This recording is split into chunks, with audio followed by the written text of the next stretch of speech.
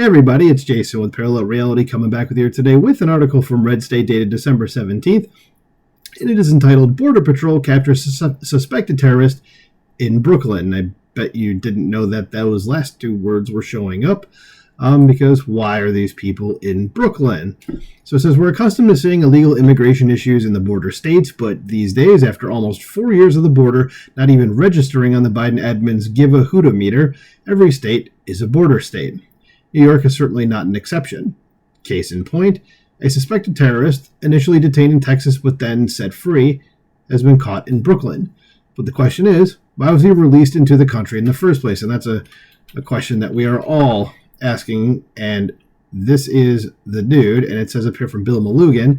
It says, Border Patrol announces the arrest of a suspected terrorist in Brooklyn, New York.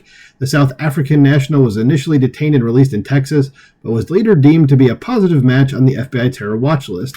A multi-agency operation found and arrested him. So, of course, it says that's a good question. And the question was, of course, like, why was he here in the first place? So it says the U.S. Border Patrol Chief, Jason Owens, has some more detailed information. And I'm not going to click on that, but I will go down here because it says his post reads in full. It says a multi-agency effort led to the arrest of a South African national and suspected terrorist in Brooklyn, New York.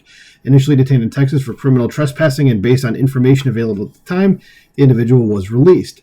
A further subsequent investigation revealed a positive match on the terrorist watch list, prompting swift action by USBP agents and personnel at the National Targeting Center. Thanks to the coordination of multiple agencies, this potential threat was located, taken into custody, and is now pending removal. So the author comes back and says, I have some questions. It says, first, the suspected terrorist was detained. It's unclear as to why this word is used, but detained is not the same thing as arrested, and then he was released. Why? He was picked up for criminal trespassing and just let go. He was in the country illegally. Why was he released into the country instead of being hustled forthwith back across the border? That's a fantastic question.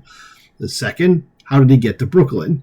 Did he meet anyone there? What do we know about who he was hanging out with and what, if anything, he planned to do?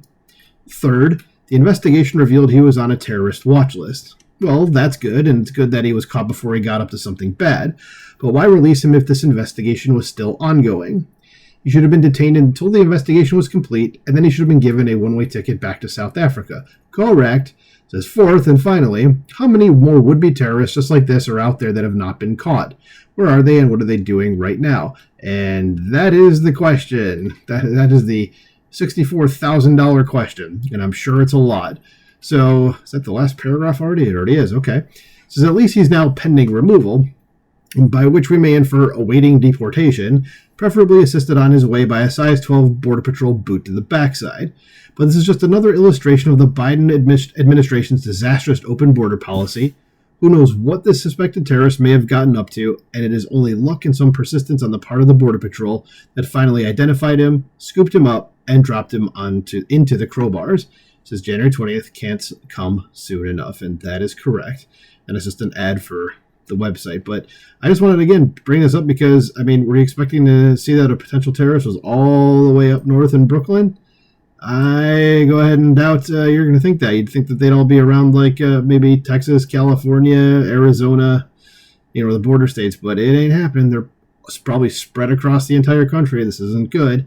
So hopefully when January 20th comes, Tom Homan and his boys start kicking some ass and getting the people out of here that should not be here. So let me know what you think about this in the comments below. Please like, share, subscribe, and I'll talk to you soon. Bye.